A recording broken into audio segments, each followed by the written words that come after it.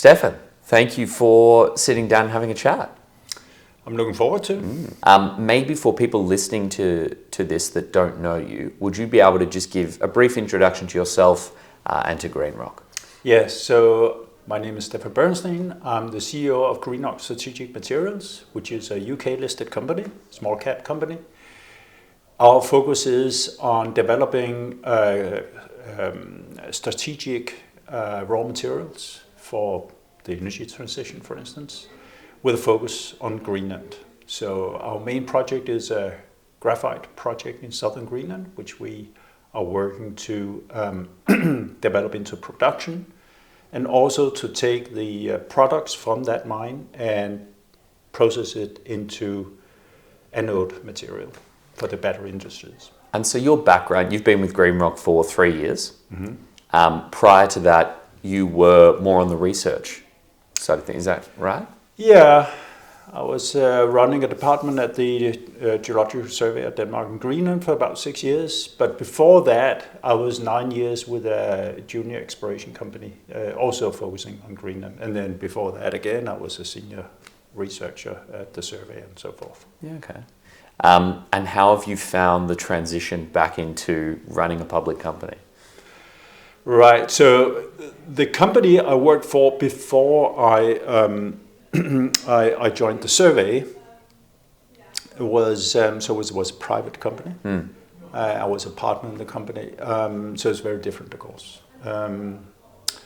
So the transition from working for the government and to now running a listed company is immense. Yeah.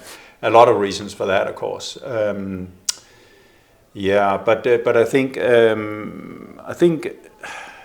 don't know really. It's just a completely different. What should I say? It's a different setting. Yeah. The conditions are different. More enjoyable, less enjoyable? I really enjoyed being at the survey. I enjoyed working with really clever scientists. Of course, that was really good. But it's enormously satisfying to run or being part of developing something, a business. Yeah, I can imagine. So I feel very happy with the current position. So first 3 years, one thing that you get a lot of as a public leader is advice. Everyone seems to have advice. You've got people you pay for advice, you've got people that you don't pay for advice that'll give it to you anyway. What is the best piece of advice that you have received in your capacity as the CEO of a public company? Yeah, so a lot of advice. I'd say just a small one, but one of the best advices was don't estimate the amount of time it takes to write an RNS. Because, you write your RNS. Well, then the review. And then you send it to, the board. Then you send it to your Nomad. And by the time it's been circling around 3 or 4 times, you kind of say, why did I start with a draft? Why didn't I give it to somebody else to start? Because I can't recognize any of it. Yeah. But of course, that's not really the way it works. I think that was definitely true. It just writing an RNS and have your Nomad. I mean, they contribute with a lot of good stuff. Yeah, of course. Yeah, and make sure you're not saying something you're not supposed to say, or check up on everything. But it is time consuming. And does that just mean? I mean, is the way to counter that just more forward planning, and trying to get ahead of, plan ahead for things that might require an RNS, so you've got more of your ducks in a row before it comes out, or just allowing more time in general? I think just allowing more time in general. Yeah. Just don't think that you can. It depends, of course, whether it's just like a note or whether it's actually some substantial news that are going out, because just everybody wants to have their views expressed in your RNS. Yeah. So it's not my RNS, obviously. It's the company's RNS, but there's everybody wants their what do you call it? Not the footprint. Opinion expressed. Yeah. Okay, fair enough. That's good advice. What about the worst piece of advice you've received? And if you've received more than one bad piece of advice, we can go through all of them. Yeah, I mean, some particular bad advice is somebody telling you you'll never regret that you don't take the money now. Ooh, okay, that's interesting. Because with the market and in your situation now, just take what you can get. Just take what you can get. And why is that bad advice? Because you have to look at what the conditions are and what the signal is that you're sending to the market, and also who is it, and maybe that's the most important thing. Who is it that is actually wanting to give you the money? In a sense that they might not be the longest term investor, and so you could take the money, they sell straight away, and then you're sort of in a worse position than where you started, because it becomes harder to do the next capital raise, or it greatly angers other shareholders who quite rightly are like, well, we've taken this money, but it's now worth 30-40% less than it was beforehand. Yeah. But of course, you can't be in a situation where you pretty much have to. Yeah. But still, I think that of a couple of occasions I've been resisting that, and it's actually played out quite well. Yeah, okay. Does that also mean, because something we're going to talk about later is how some of the unique challenges that you face as a junior explorer, chief among them that there is always more to do than you have money to do. And so that presents a constant pull for more money. But does that sort of mean you sort of always need to be trying to canvas new capital and constantly in a position where you're only raising when you sort of don't really need it, so that you don't end up in these positions where you're, and that's hard to do, but that's sort of the magic you want to do behind the scenes. Make sure you're raising money when you don't need to, so you don't end up in these positions where you're forced into a deal that might have broader long-term consequences. Sorry, what was the question? No, I wasn't. I guess I was just offering an opinion. Oh, okay. Yes. No, that's very true. And in fact, I was attending a course in capital raising and other things. They have courses for capital raising. Yeah, there was one in at Prospectors and Developers Convention in Canada. There was a short course. Yeah. Wasn't very good, but one of the advices, which it was definitely right, is that make sure you do your raises, you time your raises to the moment where people expected the least. Yeah, that's certainly true. It's really, really difficult to control, of course. But if you can, then definitely do that. Yeah, okay, that's good. We'll come back to that because I want to talk about capital requirements later on. And so, another question: over the last 3 years, I imagine the role of running a public company has changed. Technology's changed, the market's changed. The sort of things you have to deal with, the shape of them are a little bit different than they were 3 years ago. Market's changing a lot. If we assume that change is inevitable and will continue, what sort of skills or activities that might not be as pronounced now for someone running a public company might be important to consider for a public leader in, say, 5 or 10 years' time? What's the change that you think might happen? That's a hard question. That's really difficult. We don't know really which direction it's going. If it just continues the way it has been over the past 3 years, and I don't really know what the development was for public companies before that. Yeah. But I sense it does go towards being. You have to visualize more and more to the public what you're doing, and do it more and more frequently. Yeah. So more communication. More communication. And also I think that well, I don't know whether this is true, but my sense is that people are quite happy receiving information and not necessarily like marketing material. Yeah. I mean, it is marketing material, but it's information. They would like to understand what you're doing. They like to be almost like part of what you're doing. That's a great point. Instead of, like, yeah, we got this and we got that and now we'll do this and we're so great. People say that all the time, but I mean, there are not that many people that actually does great things all the time. But making maybe people be part of what you're doing, at least it seems to have the effect that some of the investors, they hang around for a bit longer. That's a great point, and I really agree, because where I think the market has already gone and will continue to go is towards less broadly disseminated, more frequent, authentic information, which I think is similar to what you're saying. Like, you're seeing a lot more high growth companies where the CEO has a camera or their phone and they're filming themselves on site, explaining what they're doing, being part of the journey. Yeah. And I think why that authentic communication is becoming more important for a couple of reasons. One, I think people are generally quite sick of just mass marketing. There is a lot of content out there, and a lot of it is much the same. It's an interview where it's very scripted. Anyone listening to this should know this is not scripted. You have no idea what we're talking about here. And that's sort of the point.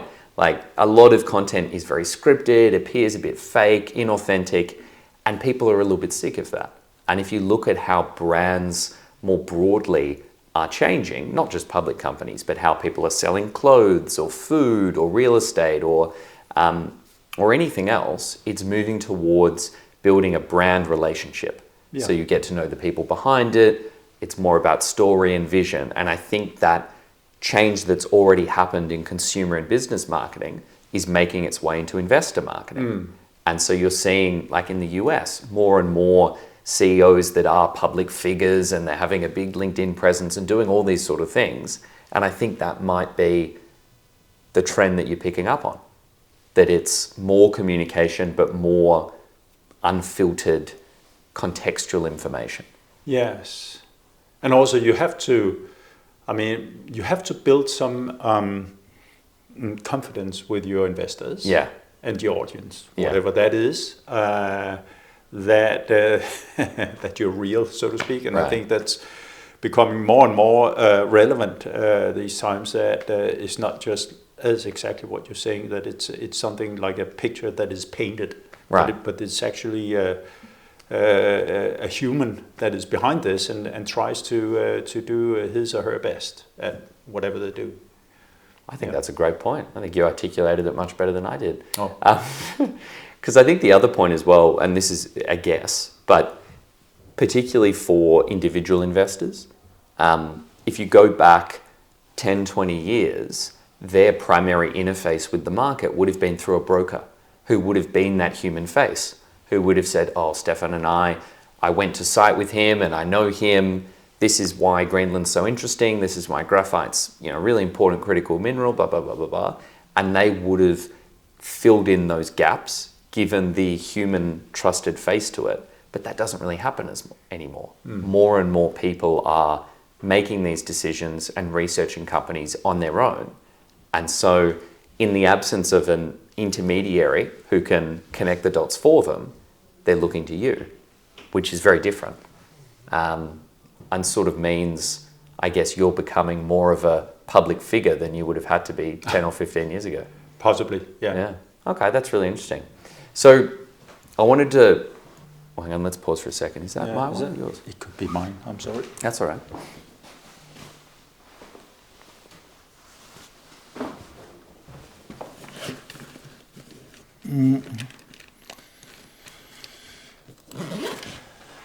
Oh, here it is. I just put them both on. Perfect. Sorry. No, that's okay. I just want to make sure you don't miss something. Okay, so second thing I wanted to talk about was specifically your experience running a junior exploration company. So to tee this up a little bit, in Australia, we have this, I suppose it's an idiom that's often used in junior exploration to describe the constant battle of having too much to do and not enough time or money. And it goes something like operating off the smell of an oily rag or operating off fumes. And it's sort of to say you always have nowhere near enough petrol in the tank to do what you're trying to do. So you're constantly trying to keep the car going, even though you don't really have enough fuel. And I think that is quite a unique challenge for junior explorers, because junior exploration is very capital intensive, very expensive to drill, very expensive to survey, very expensive to do all of this sort of ancillary activities. More so than if you were an early stage tech company, and all you really, it's pretty capital light. You need people, but you just need a computer and an internet connection, and it's different. You're capital constrained, but not to the same extent as a junior explorer. And so generally speaking, people in your position are battling with always not having enough time and always not having enough money.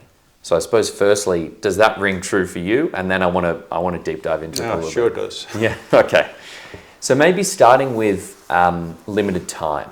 So something else that's quite unique about junior exploration companies is they have quite a small headcount, generally speaking. So for a company of your size, ordinarily, if it was a tech company, you might have like 20, 30, 40, 50 people. How many full-time staff do you have at GreenRoc? Very few at the moment. Very few.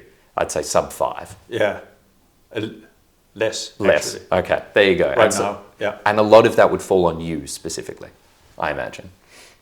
Yes, I mean, correct. I mean, we've done a lot of smaller raises since I started.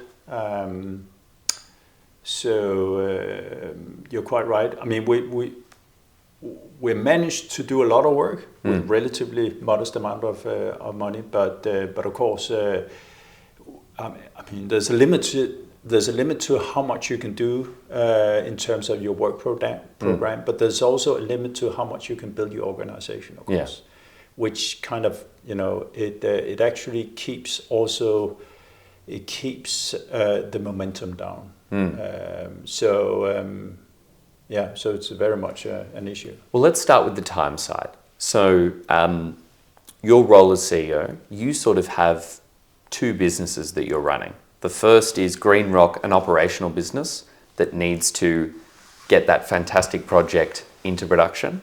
You've also got GreenRoc, the PLC, that needs to get money, manage investors, manage a share price. And so I'd say they're 2 different businesses. How do you currently split your time between the 2 of them?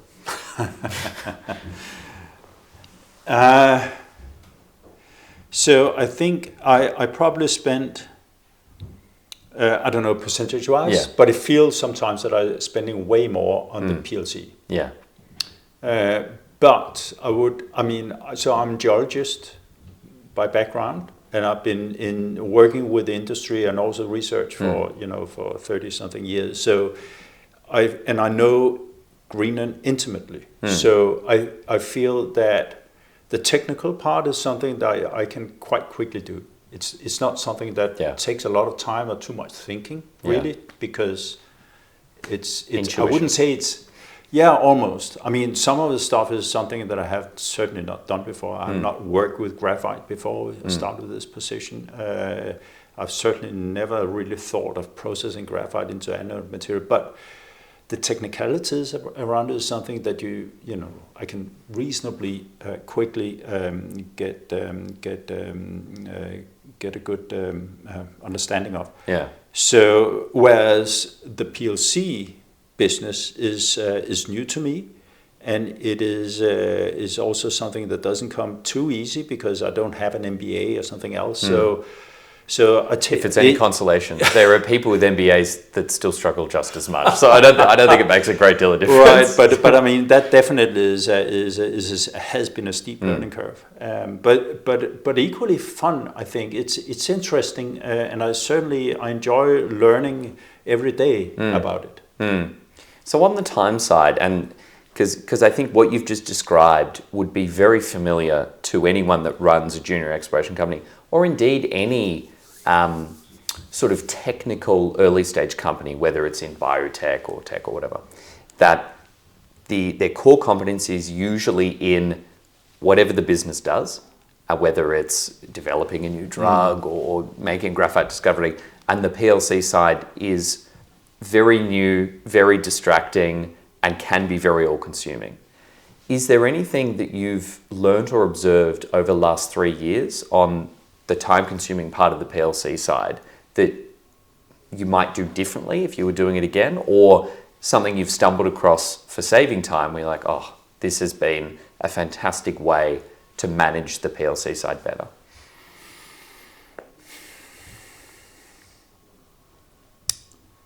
I don't know. I mean, what would I have done differently if I had the knowledge today?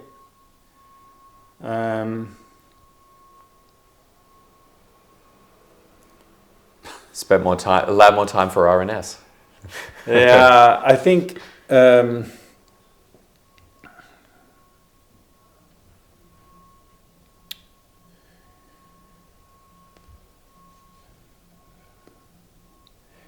I think one thing that I probably would have had a better life knowing beforehand or understanding more of is how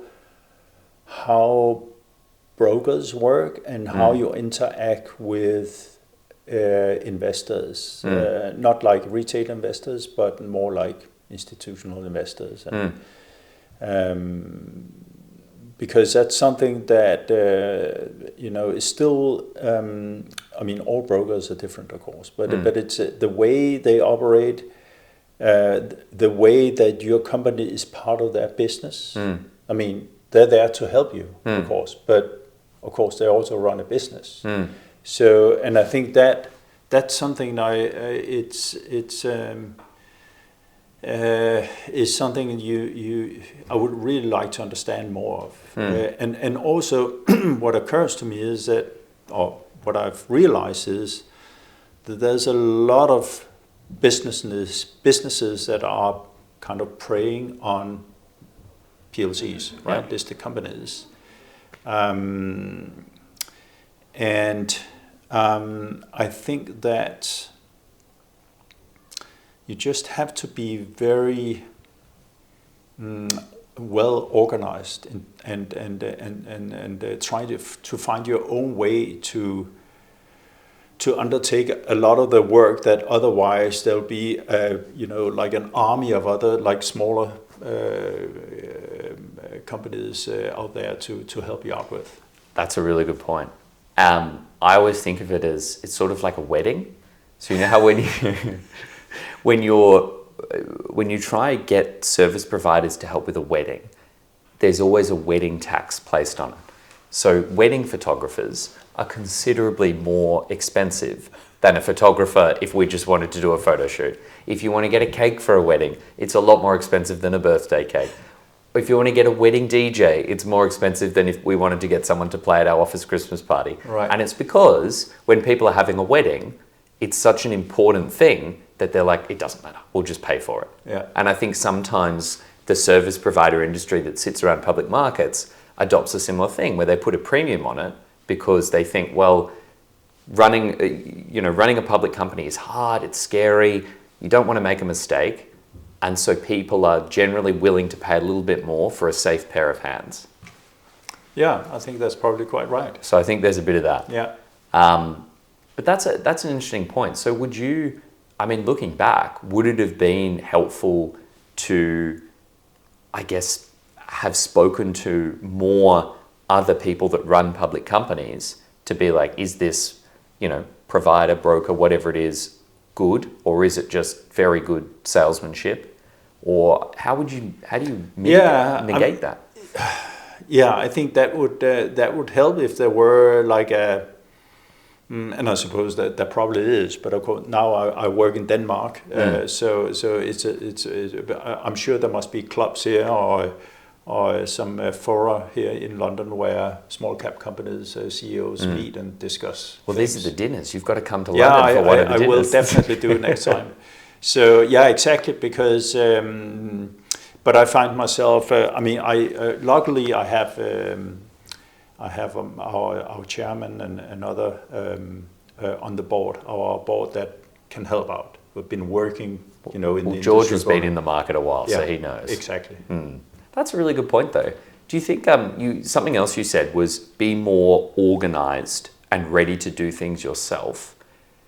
Does that sort of suggest that sometimes the easiest way to do some of the PLC related things is to maybe do a bit more research and try bring it internal rather than get an external person to do it? Oof. Is that what you meant by that? Or not really? Yeah, I think, but also, but also like sifting through all the potential like gadgets and things that you can like in terms of marketing, where you could say, well, let's cut into the essentials, and then just do that. And yes, you could attend this and that and all those things, but at the end of the day, that's not really going to change your share price or expose you to exciting new investors or investors that will become excited by your business.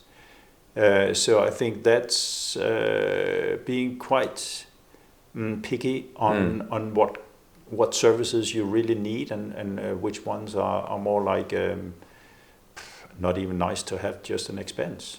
Well, and also it's never quite as simple as it's presented. So there's no shortcuts. Yeah. Like I don't think it's possible to spend 10, 20,000 pounds on X provider and suddenly you've got 300 new investors. I just don't think it's ever that simple. No. And generally anything, as the saying goes, if something's too good to be true, it probably is. Yeah. And I think there is a lot of too good to be true presented in the PLC land. Yeah, I agree. Well, that's interesting. Okay, that's a good point about managing time. And also, I like that last point. Oh, be careful of the microphone, actually, just because it will catch you banging. That leaning on your board is a really good idea as well for saving time on the PLC side. I mean, if you're a junior exploration company and you've got 3-4 full-time employees, you imagine most of them are technical and it's just you doing the PLC side, you have to have a board, and normally on the board you've got people that have that public markets experience, and a great way to save time would also be to just pull from them. Yeah. Try to get as much as possible. Yeah. That's a good point. Okay, so let's switch to the other side of the equation, money. The hardest part about running a junior exploration company, or at least I think so. You've had a bit of a journey with that over the last 3 years. We sort of talked about that when you referenced your worst piece of advice at the start of this conversation. But over the last 3 years, if we dig into it a little bit further, you've had to raise a number of times, as do most junior exploration companies. What are some things that have worked very well in undertaking that process? Right. So I think it's, I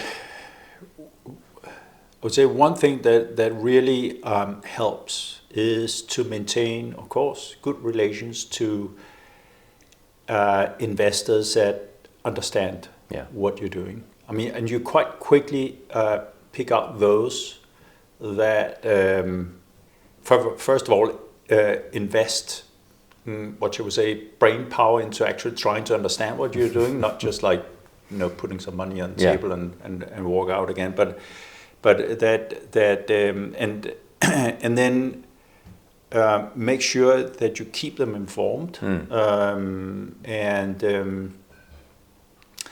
and explain to them what you're doing, and explain to them, be frank about your situation, so that they, again, coming back to the other point some minutes ago, that they feel part of your journey. Yeah, that's a good point.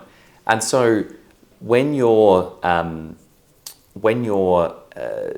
have raised capital, have you found that most of it, or most of the anchor investment, has come from existing investors as opposed to new investors, or has that changed over time? Yeah, so that varies a bit, but there's always a solid core investors, which is really, really, I'm really thankful for them that they are around, and help out all the time. That certainly is. It's a great starting point when you're doing a raise to say that, well, we got already a certain percentage covered. Right. So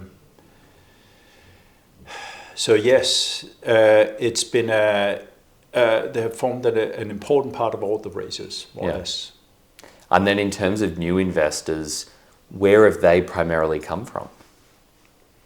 Yeah, good question. I don't think there's any like common denominator on those. Sometimes it feels a bit like, they drop out from the sky. But of course they're introduced mostly by brokers, but also sometimes by other connections that I have or some from the board has. So I suppose just as it relates to good strategies for finding new investors, just keep as many doors open as possible. Exactly. Because they could come from anywhere. Yeah. Okay. What about, and this might be slightly harder to answer, some of the things that haven't worked so well? I mean, we covered one before, which is making an investment decision or a decision to accept money under pressure. Generally hasn't worked well. But is there anything else, strategically or activity-wise that hasn't worked as well, that you'd maybe do differently?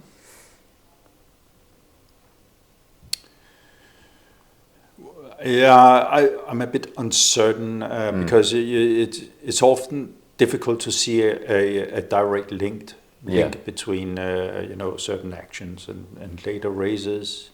I think it's important to be as open as possible about your business. So, which is quite difficult, of course, sometimes because if people knew how much work there is, for instance, for a company at our stage now, where we are developing a deposit. We know we got the deposit, we have the resource, everything. You think now just need to open the mine, yes, but there's a lot in between, a lot of work to do. And if people knew that, some people may think twice before putting money in. But then, on the other hand, I mean, when you think about how many companies that are still looking for something, right. So what I'm trying to say is that it's important that you describe exactly what the journey looks like from here. Yeah. And also that we will go through many raises before we are a producing company with a positive cash flow. Yeah. But, and this is a very important, because not all investors really understand this. They think you can, you do a raise and then you drill and build the mine and you don't have to come back to the market until, but of course that's not the way it works. But still I think a lot of investors have unrealistic expectations about what you can do with the money you raise. Yeah. But I think it's also important for you as a CEO to explain that you don't just rely on your investors for raising the capital. I mean, they're very important, of course, but there are other ways to attract funds, and it's certainly not the intention that GreenRoc, for instance, is going to build the mine just on 15 raises from now on and for the next years. So. But of course, the investors that keep the company running and keep kind of the core parts of the company running are indispensable. Yeah. No, I think that's a really good point. And,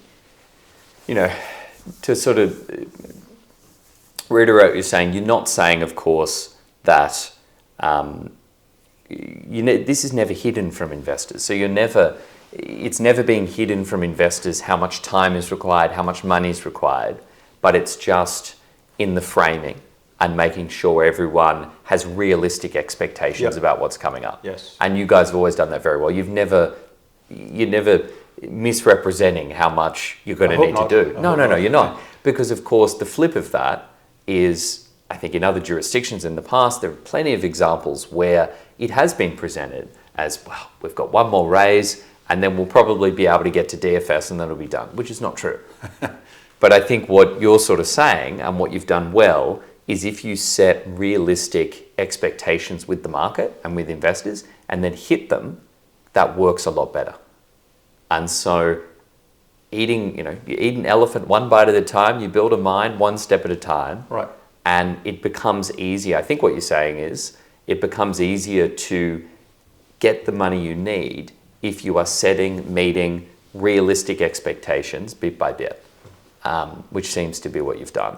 And it can be kind of painful because it can probably be quite alluring to come out with a big message and say, one more raise, £2 million and we're done. And that might fill the raise very quickly, but it's going to hurt you down the line or pretty much immediately. Well, exactly, because you have to, I mean, every time you do a raise or when you're warming up to a raise or just the general communication to the market, you explain what you're doing and what the work program involves. It's just really, really important not to disappoint people in the sense that you promise to do this or said you'll be doing this, but then you're not. Yeah. I mean, it may take longer time, but make sure you always do what you promise to do, of course. Yeah, it makes kind of sense. Do you feel a pressure from the market to be more short-term focused? Yes. Does that make sense? Yeah, that makes a lot of sense. Because one of the difficulties of being, I run a private company, and so we talk to our shareholders very often, but we're not being judged every day by a share price, and our valuation is reset once a year or once every couple of years. Yeah.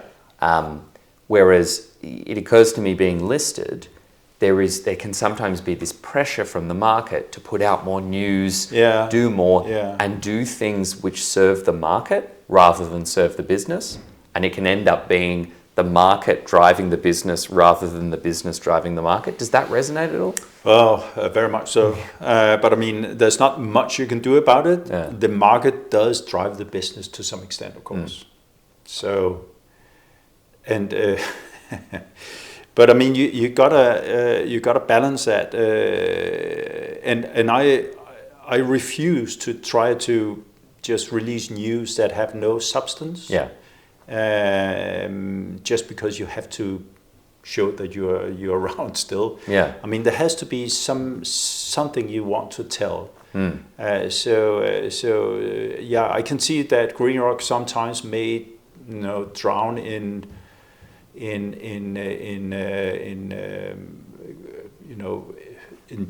the waves of information that are out there. But I think that it's important that people see that when there's a piece of news coming from GreenRoc, it's also something that actually is worth reading or looking at. That's a good point, because I think your investors and the market should reward you in the long term for that, because you are not making fluffed up claims about things that are happening. You're not just promoting for the sake of it. And I think in the long term, that definitely is the case for a lot of early stage listed companies, that putting good practices in place early and being realistic definitely pays up in the long term. And you're more likely to have a share price that goes, I don't know how this is going to look on camera, but goes progressively up over time rather than one that goes like that. Yeah. And you do that consistent, stable growth by realistically presenting yourself to the market. Yeah. Which is probably more long-term focused than short-term focused. Yeah, I mean, there's nothing. It can be quite entertaining to sit and watch your share price, but then on the other hand, it's something that you don't want your share price to be running your business. Yeah. So, Stefan, thank you for sitting down and having a chat. One thing, and I'm putting you on the spot a little bit here, but if there is anyone listening, particularly someone who also runs a junior exploration company, if they have resonated with anything that you've said, or they're about to go through some of the challenges that you've talked about, are you happy for them to reach out to you and trade stories? Sure. Fantastic. All right. Well, thank you very much. Appreciate it. Cheers. Perfect. That's it.